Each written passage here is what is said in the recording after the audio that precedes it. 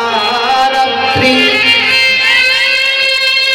শারদাৎফুল্ল মল্লিকা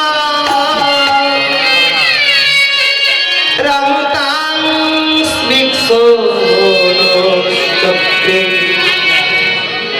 যোগমায়া মুপাসি।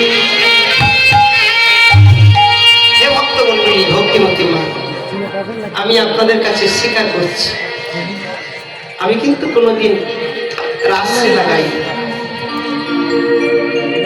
কবে গিয়েছি তা আমার মনে নাই।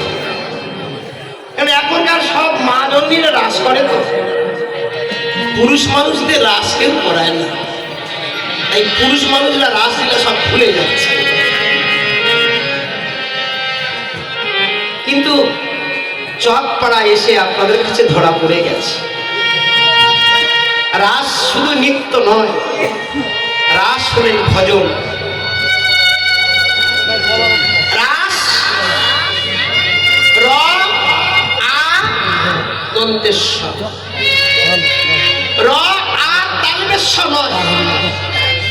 তালবেশ্বর বিভিন্ন কিছু একত্রিত করলে সেটা রাস হয়, রয়াকার তালবেশ্বর। কিন্তু রয়াকার দন্তেশ্বর রাস, জীবাত্মা পরমাত্মার মিলন, ভক্ত আর ভগবানের মিলন। হরে কৃষ্ণ। মাঝখানে একটা পাঁচিল আছে, পাঁচিলের পরেই হবে দন্তেশ্বর। পাঁচিলটা তুলে নিলে কি হবে? র আ দন্তেশ্বর। আটা যদি তুলে না হয় কি হবে? রস। হরে কৃষ্ণ। আমাদের গুরুদেব মহারাজরা বলেছেন, সব পালা করিস, রাসটা করিস না, লোকটা সম্বরণ করিস। তাহলে আমরা রাস করতে পারবো না? 40 বছরটা হোক, করিস কেন গুরুদেব? ওরে 40 বছর যখন হবে না, ওর পরের ভিতরের কামনা বাসনা একটু কমে যায়। এবার যদি বলেন তাহলে আমরা কি রাস শুনবো না? আচ্ছা বাবা, রাস তো দিনের বেলা হতে পারে, রাত 12টায় কেন দিলেন? এই সময় ছোট ছোট ছেলে মেয়েরা সবাই ঘুমিয়ে পড়ে, আর তখন ভজন হয়। কিন্তু আপনাদের বাংলাদেশে এত ভক্ত রাসলীলা শুনতে এসছেন, এটা একটা সম্পূর্ণ বাংলাদেশের অভিনব আসর হয়ে গেছে।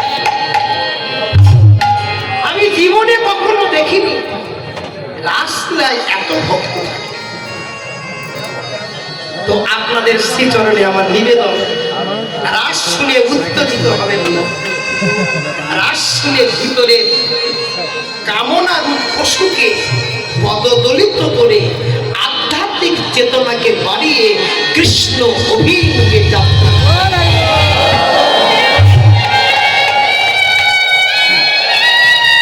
আমরা সবাই আজকে 40 বছর বানিয়ে নিই। কত বছর বানাবো? 40। কোন মা জননী আছেন 15 বছর, 16 বছর, কোন দাদাজি বা কোন বাবা তারও বয়স 14 আছে।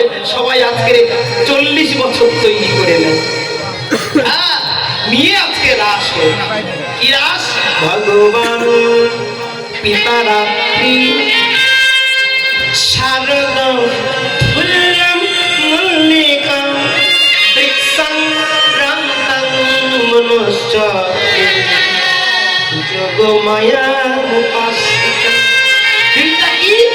শারদীয় রাত্রি। শারদ চন্দ্র পবন মন্দ্র পিপিলে ভর কুসুম গন্ধরে গন্ধরে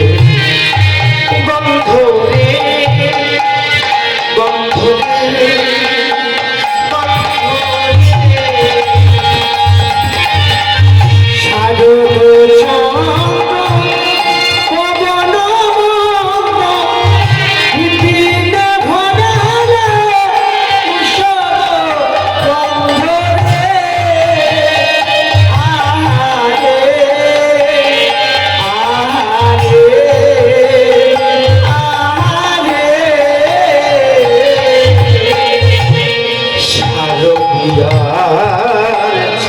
ফুটেছে